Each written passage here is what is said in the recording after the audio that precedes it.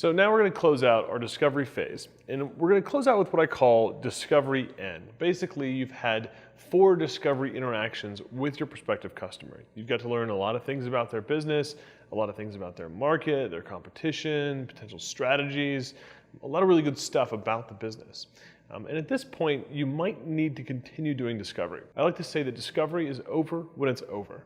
So you'll know when you've reached the point that you've done enough discovery, you've done enough digging into their business.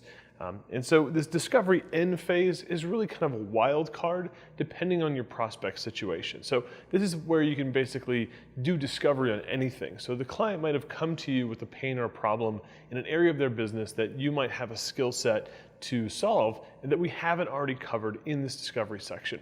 And that's what this is all about. So the objective here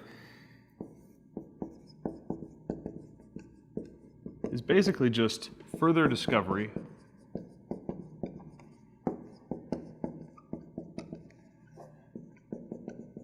with your prospect.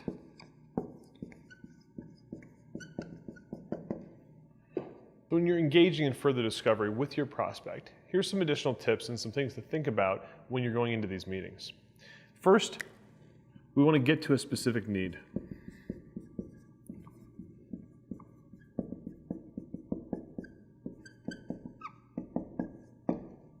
Now, we've talked a lot about needs and pains and problems, but if you are going to engage in additional discovery, if you're going to continue on with another couple of meetings to find out some more things, and I think earlier I gave the example of an email situation with a customer.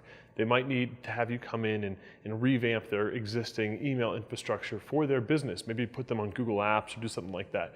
So in that case, you might need a discovery meeting just to understand all the moving parts with what their current requirements are and to figure out exactly what you'd be providing with your solution. The second thing you want to think about when you're going into further discovery is that you want to make it measurable.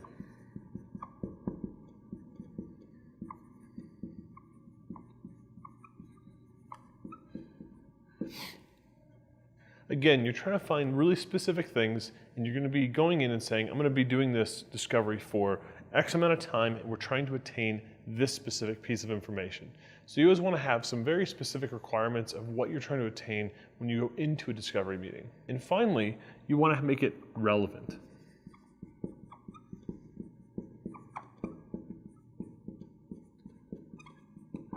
You don't want to be going into a business and giving them random help or asking them questions that don't really apply to their website or their online business and that kind of stuff. So even though discovery is all about finding new potential pains and problems a business has, you might not want to go into a manufacturing company and start to ask them about their machines that are maybe working or not working or something like that, right? You want to make everything that you're doing in your further discovery relevant to something that the customers talked about, a pain or problem that they've brought up and that you think warrants an additional discovery meeting to go into that item.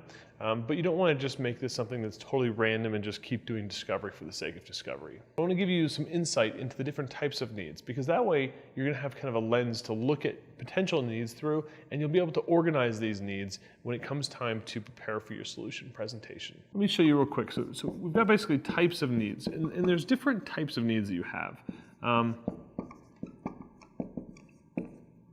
The most basic type of need, and I'm not talking about the needing water or food. I mean, that definitely falls into this category. But the first type of need that we want to talk about is personal need.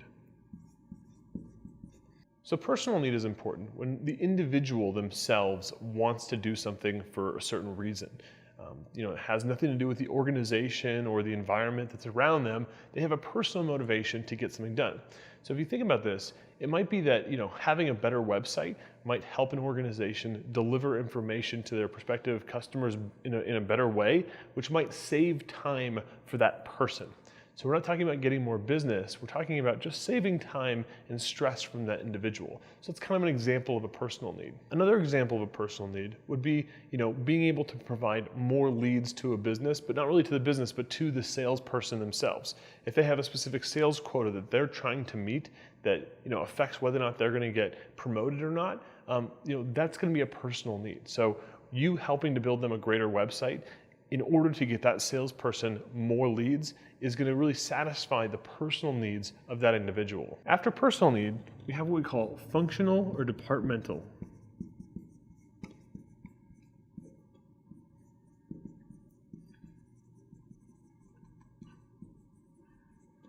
So when we're talking about needs that are functional or departmental, it's very much what those words mean. I mean, if you're dealing with a specific department in an organization.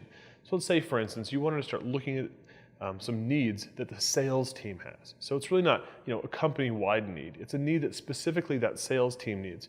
Or maybe it's the shipping department, or maybe it's the public relations department, or the HR department.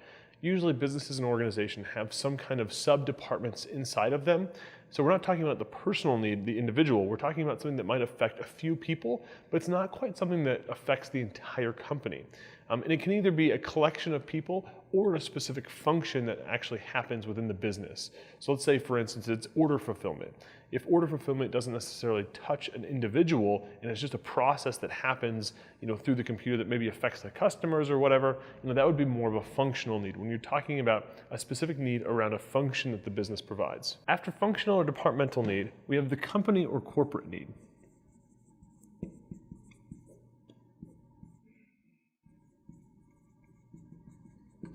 This is basically a level higher than the functional or departmental need. So when a company has a specific need, that's when it affects everybody at that organization pretty much equally or at some level. So a company need would be something like making sure that their brand is represented online really well, making sure that they have a clean logo that looks current and is integrated into the rest of their website design. And finally, we have what we call a greater good need.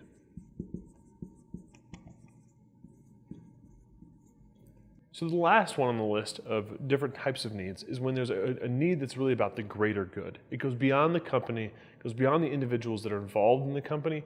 A lot of times this becomes applicable when a company might be doing some kind of volunteer or pro bono work, and the website's going to help them satisfy that type of a need that really goes beyond them getting more customers. It's about them being able to give back to the community that they're around. What you want to do is start to categorize the different needs that they bring up and really think about them in terms of personal, functional, company, or greater good. Sometimes it's even helpful to ask clarifying questions so that you can understand that when you find a specific need, what kind of need is it?